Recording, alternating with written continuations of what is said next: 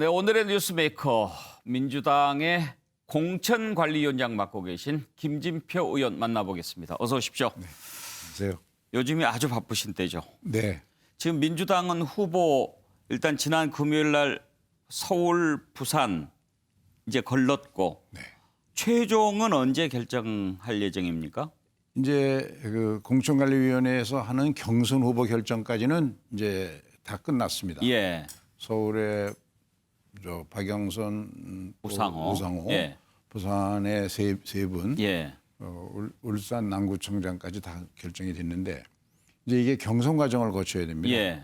경선은 대체로 2월 말까지는 대개 마무리가 되고 3월 첫 주에 최종 결정. 3월 첫 주. 네. 기준을 뭘로 지금 생각하고 계십니까? 당원상에는 정체성, 예. 그리고 도덕성, 그리고 업무 추진 능력 이것이 각 20점이고요. 예. 그다음에 나머지 40점이 소위 당선 가능성입니다. 적합도 조사라는 예. 여론조사를 예. 통해서 그거의 기준에 의해서 판단을 했는데 전체적으로 저희가 이제 이번에 면접을 우리나라에서 최초로 정당의 면접은 그동안 비공개로 한 5분 내지 10분 형식적으로 치러졌거든요. 예. 근데 이번에 국민 면접을 했습니다.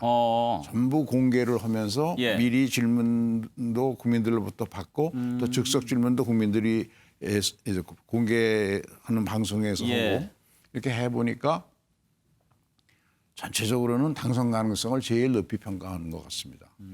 그다음에 이제 후보들의 정치력. 예. 이게 서울시장, 부산시장은 워낙 큰 도시니까 어떤 비전을 발표해도 이게 실천 가능한가? 예. 그러면 여러 가지 갈등을 해소할 수 있는 정치력 이걸 높은 기준으로 보는 예. 것 같고요. 그런 점에서는 이번에 국민 면접을 통해서 우리 당 후보의 그 비중이라고 그럴까요? 예. 그러니까 서울시 같으면 25개 구청장 중에 24개가 우리 당이고 구의회, 시의회, 국회에서 압도적인 다수를 차지하고 있는 여당 후보에 대한 이런 높은 인식, 예, 평가 예. 이것을 좀 모으는 그런 공천관리, 국민 면접이 예. 좀 성공적이었던 것 같습니다. 훌륭한 분이 공천관리위원장을 맡으시니까 또 그런데 당원들이 국민 많은 면접이라고 댓글을- 해도 당원들이 다 참여하는 거 아닙니까? 당원 전체적으로 이제 경선을 할 때는 예. 저희는 항상 당원 50%, 시민 50%입니다. 근데 물론 당원들이 많이 참여하시지만 예. 일반 시민들도 많이 참여했습니다. 그러면 맨 마지막에 후보 선출할 때는 여론조사 같은 걸 또 합니까? 그렇습니다. 그렇게 해서 이제 그걸 당선 가능성 쪽에서 보는 겁니까? 저희가 한 것은 경선 후보를 결정하기까지 정체성, 도덕성 해서 100점 만점으로 해서 평가해서 정한 예. 거고 이제부터 이제 다양한 토론이나 또 캠페인 과정을 거친 다음에 최종 후보의 결정은 당원 50%의 전당원 투표 예. 그다음에 이제 소위 일반. 안심번호를 통한 예. 당원들의 그 여론조사 예. 국민들의 여론조사 이것을 50대 50으로 해서 평가하는 것이죠. 알겠습니다. 3월 첫 주쯤에 네. 야당도 그때쯤에 이제 후보 선출하고 또 지금 뭐 야권 후보 단일화도 지금 얘기가 나오는데 그때쯤이면 그러면 대진표가 대충 짜여지겠네요. 3월 3월 초쯤이면. 첫째는 되게 예. 갖춰질 겁니다. 그런데 야당은 지금 국민의힘 또 안철수 대표, 금태섭 의원 이렇게 해서 야권 후보 단일화한다 이런 얘기가 계속 나오면서 조금 분위기가 있었는데 상대적으로 민주당은 좀 초반에 박영선 장관 출마 선언도 늦게 하고 그러면서 좀 분위기가 별로 안 살았지요. 네. 지금은 좀 다시 살아나는 것 같습니까? 저희도 그렇게 느끼고 각종 여론조사에도 그런 현상이 나타나고 예. 있습니다. 그 이유는 이제 대개 두 가지 아닌가 싶은데 하나는 정부 여당이 코로나 방역이라든지 또 경제를 옳은 방향으로 회복시켜 가고 있다. 특히 이제 코로나 이후에 우리가 코로나를 다른 나라보다 좀 빨리 극복하고 코로나 이후에 선도 경제로 가는 한국판 뉴딜 정책이 공감을 많이 받는 것 같고요. 또 오늘 그 대통령도 그런 언급을 하셨는데 무디스 신용평가 회사가 소위 앞으로 선진국들이 지향하는 ESG 국가평가에서 우리가 미국이나 일본이나 영국을 제끼고 완전히 1등 국가로 평가를 무디스가 예. 했더라고요. 예. 이런 것들이 방향성에서나 추진 전략이나 저 추진하는 능력에서 국민들로부터 좀 공감을 받고 있다는 거, 그리고 그것이 이제 신뢰로 이어진다는 것이 하나의 이유겠고요. 예. 저는 더 직접적인 이유는 이 선거가 1년 2개월짜리 임기의 시장을 뽑는 선거입니다. 그러면 많은 후보들이 내놓는 공약이 결국에 가보면 지역 공약은 많이 비슷하거든요. 예. 근데 누가 갈등을 해소하고 그것을 실천해낼 수 있느냐 하는 점에서는 역시 집권 여당이 예. 특히 구청장과의 갈등이 제일 문제가 됐거든요. 과거 시장들이. 예. 근데 25개 구청장 중에 24개를 우리 당에서 지금 구청장을 내고 있기 때문에 예. 그런 것 때문에 서울시장 후보에 대한 여권 후보에 대한 관심, 예. 이 비중이 좀 높게 평가하는 것 같습니다. 지금 말씀하시는 거 들어보면 누가 후보 결정되면 서로들 와달라고 이렇게 연설 부탁할 것 같은데요. 아무래도 초반에는 좀 어려운 선거가 될 거라고 예상하셨죠. 그렇습니다. 예, 아무래도 서울 부산시장 보궐선거의 원인을 네. 현재 그전 시장들 거기에서 비롯된 거기 때문에.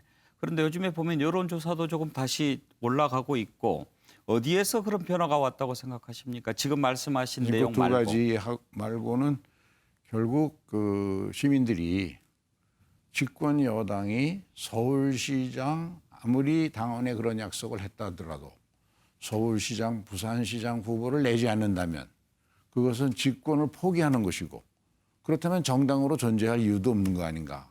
이런 데 대한 기본적인 어떤 공감이 예. 안 낼 수 없었을 거 아니냐라는 예. 공감이 좀 확산돼 가는 것 같습니다. 알겠습니다.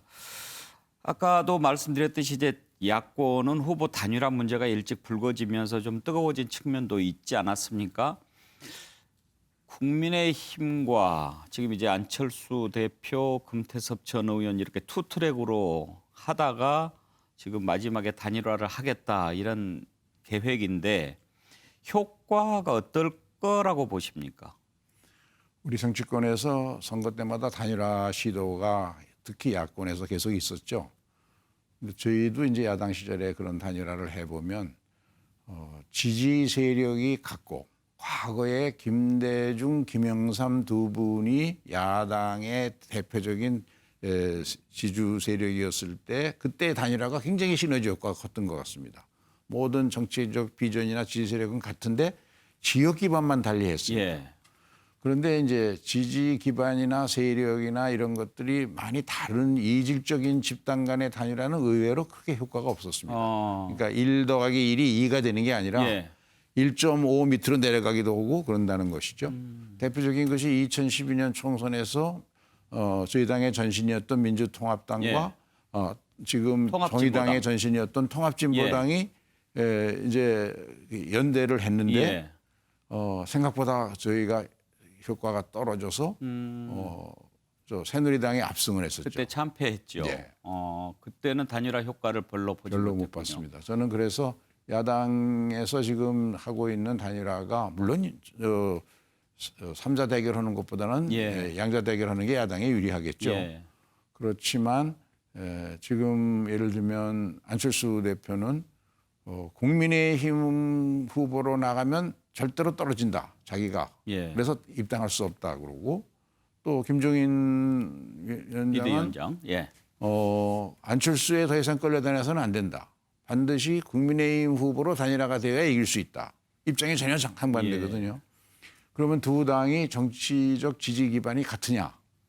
국민의힘을 지지하는 아니 국민의당을 지지하는 정치 세력은 호남의 중도 보수 세력인데 그분들이 과연 태극기 부대를 공감대를 느낄 수 있겠느냐? 이런 점에서 단일화가 되더라도 효과는 한계가 있다. 예. 그런 점 때문에 김종인 위원장이 양자 대결에도 이길 수 있는, 3자 대결에도 이길 수 있는 그런 선거 전략을 처음부터 강조했던 것 같습니다. 예. 아무래도 여당 입장에서는 3자 대결 구도가 굳어지면 하고 바라는 마음은 좀 있으셨죠? 삼자 지금 우리 그 이야기는 3자 대결 구도로 가도 우리가 가면 이제 이길 수가 있는데 그것이 우리가 이제 준비하고 마음 예. 자세는 어차피 양자 대결로 갈 수밖에 없을 예. 거다. 이렇게 생각하고 준비해야 되겠죠. 그렇죠. 그쪽에서 단일화될 가능성은 높다고 보십니까? 제가 보기에는 단일화 되리라고 봅니다. 아. 되지만 그러고도 우리가 이길 수 있어야 된다고 생각하죠. 예. 그런데 지금 야당뿐만 아니라 여권도 단일화가 필요하기는 하지요. 지금 열린민주당에서 김진애 의원, 정봉주 전 의원 지금 출마 선언했는데 그쪽하고도 단일화 생각이 있으십니까? 뭐 우선 서울시장 두 후보가 다 동의를 하고요. 본래 열린민주당은 지난 그 총선 과정에서 선거 제도 때문에 인위적으로 만들어진 정당이기 때문에 지지 세력이나 정치적 비전 이런 게 완전히 동일합니다. 그래서 합치나 안 합치나 예. 같은 세력이 같은 주장을 하고 같은 정치를 했으니까 그래서 당연히 그 후보가 난립되는 것보다는 담은 몇 표라도 단일화하는 것이 더 도움이 되지만 그것 때문에 선거의 판세를 좌우하거나 그럴 정도는 아니라고 봅니다. 그러면 단일화에 막 매달리지는 않겠다 네. 이렇게 생각하시는 겁니까? 그런데 당연히 단일화가 되지 않겠습니까? 예. 단일화를 계기로 합당의 명분을 만들어 합당을 예. 이루의 약속을 받자는 것인데 저는 뭐 그것도 가능한 방법이라고 생각합니다. 합당 얘기가 나와서 말인데 이렇게 후보들이 합당이라고 하는 그 당대 당간의 중요한 얘기를 출마의 조건 이렇게 내세우니까 좀 의아한 측면이 있기는 합니다. 네, 그래서 우상호 후보나 그런 얘기를 했더구만요. 당에 건의를 하겠다. 예, 그게 맞는 거죠. 그렇습니다. 예, 최종적으로는 당원들이 결정하는 문제죠. 예. 그러니까 지금 말씀을 정리를 해보자면 단일화가 되는 게 좋고 단일화 될 거라고 기대를 하는데 합당도 그 과정에서 필요하다면 논의해 볼 수 있다. 그렇습니다만 합당의 약속은 가능해도 시간적으로 예, 전당대회를 치러야 되기 때문에 예. 합당을 하려면 시간적으로 선거 전에 이루어지기는 어려울 겁니다. 그렇죠. 약속은 하고 네. 그다음에 단일화하고 선거 끝나고 나서 이제 뭐 합당 안에서 논의를 해볼 수 있다. 예. 이렇게 정리하면 되겠군요. 네, 저 개인 생각은 그렇습니다만 당에서 예. 아직 공식적으로 그런 논의가 있었던 건 아닙니다. 예, 알겠습니다. 국민경제자문회의 의장 맡고 계시죠? 국가경제자문회의. 국가경제, 예. 또 중책을 맡고 계신데 선거 얘기만 하고 보내드릴 수는 없고 관련해서 한두 가지 예. 좀 여쭤보겠습니다. 지금 재난지원금 관련해 가지고 4차 재난지원금 규모를 어떻게 할 거냐, 선별로 할 거냐, 다 줄 거냐. 의장님께서는 어떤 생각이세요? 우선 이 문제가 논란이 되는 이유는 우리가 2차 지원금, 3차 재난지원금을 그 선별 지원으로 해줬습니다. 예, 그런데 이제 그걸 지원을 하고 하는 과정에서 다른 나라들하고 비교해 보면 우리가 방역 조치에 국민들이 협조를 잘 해줬죠. 소상공인 자영업자 정말 특별한 손실을 입으면서도 정말 정부 정책을 잘 따라줬거든요. 그럼 그 사람들이 입은 특별한 손실은 우리 국가가 헌법에 의해서도 특별하게 보상을 해줘야 됩니다. 예. 그런데 그런 제도는 없었죠. 그래서 지금 저희 당에서는 2월 국회에서 손실 보상에 관한 제도를 만들겠다는 것이고 거기에 대해서는 김정인 위원장을 비롯한 야권에서도 공감을 하고 예. 있습니다. 그러면 근데 이 손실 보상 제도는 앞으로 되는 것이지 소급해서 적용할 수는 없거든요. 이미 2차 재난지원금을 3차 재난지원금을 지급하고 예. 있는 단계에서 소급할 수는 없는 거니까.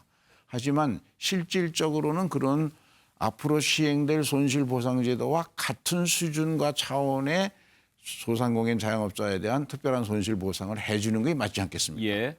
그런데 앞으로 이제 여야가 합의해서 그 법을 만들면 미래로 시행되는 특별한 손실보상제도를 만들면 그 기준을 가지고 지난 1년간 피해를 입은 소상공인 자영업자들에게 적용을 해서 예.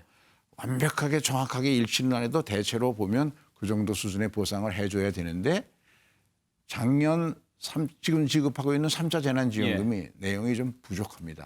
왜냐하면 그때 정기국회 때 예산 통과를 기한 내에 해야 되는 것 때문에 실제로 재정에서 나가는 돈은 5조 남짓하거든요. 예. 이거 갖고는 좀 부족하죠. 왜냐하면 4차 이번 그 3차 팬데믹이 훨씬 더 고통도 크고 또 뭐 영업 제한도 업종도 많고 또 5인 이하 제한이라는 게 치명적으로 손실을 끼쳤으니까요. 예. 그래서 저는 그런 점에서 보면 이번 4차 재난지원금은 더 많은 피해를 본 그런 소상공인 자영업자들에게 그 정도 수준에서의 특별한 보상을 해줘야 된다. 3차가 꼭 부족하기 때문에. 예. 그게 첫째고요. 그다음에 이제 코로나가 다음 주부터는 치료제가 조건부 인가가 났고 또 빠르면 다음 주부터 백신이 들어오고 예. 그러면 이제 코로나가 좀 극복되는 국면으로 가니까 백신이 많이 보급된 이스라엘 같은 데는 실제로 코로나 확진자 수가 비율이 떨어지고 있거든요. 그러면 우리도 이제 그 코로나 이후의 경제 회복을 생각해야 되고 그때는 또 보편적 지원 방법도 감안되는 그런 걸 할 수 있다. 재난지원금을. 그러나 예. 문제는 소위 기본소득에서 유래된 이 보편적 지원이라고 하는 것은 엄청난 돈이 들어갑니다. 예를 들어서 한 달에 100만 원을 지급을 한다. 그것을 5천만 명에게 하면 50조 아닙니까 한 달에. 그것만으로도. 그런데 기본소득의 개념은 본래 보편성 5가지 기준을 다 적용하려면 매달 줘야 되거든요. 그만큼.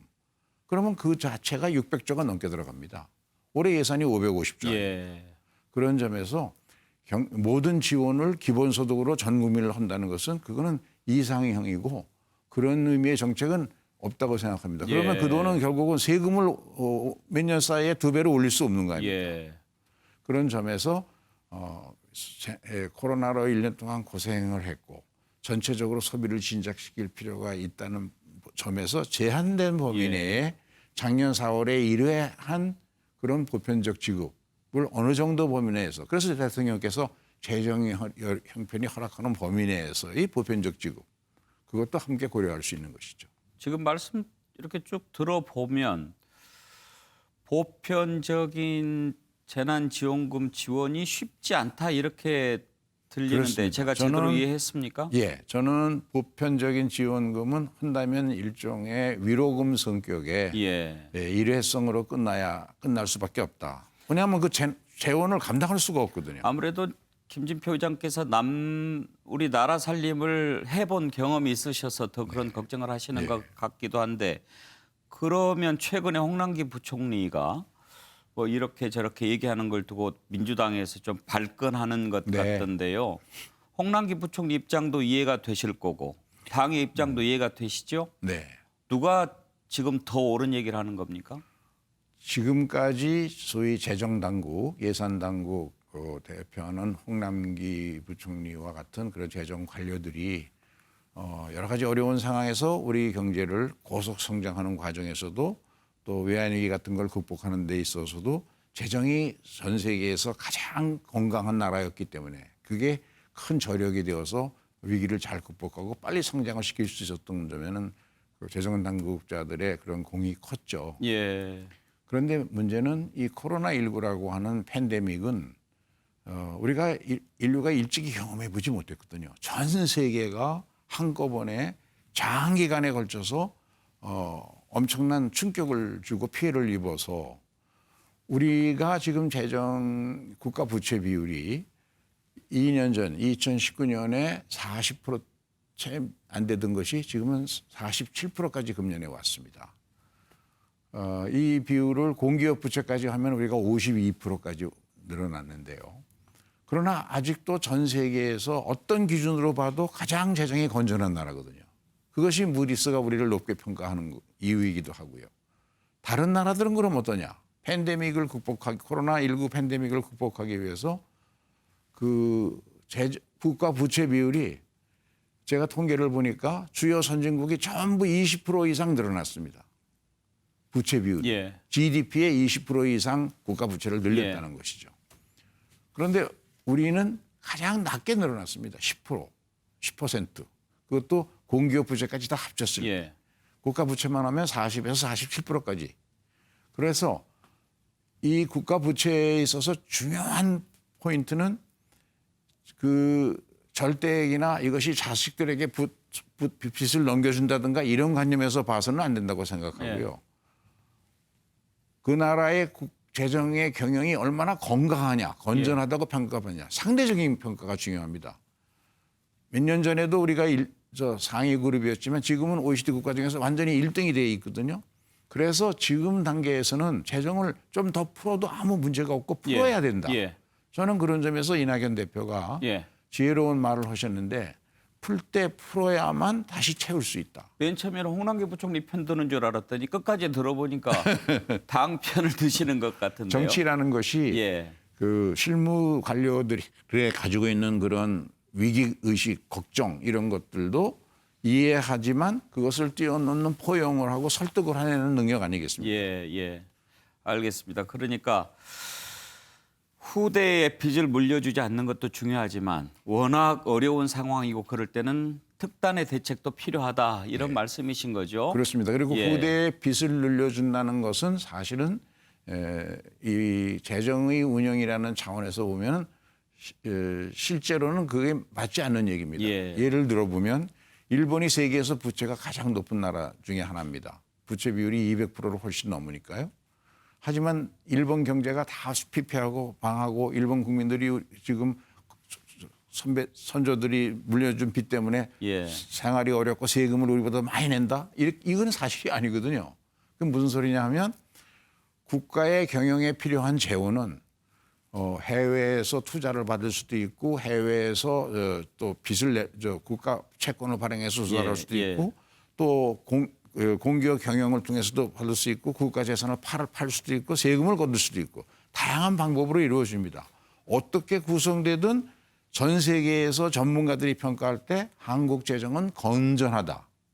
이렇게 평가받는 게 중요하거든요.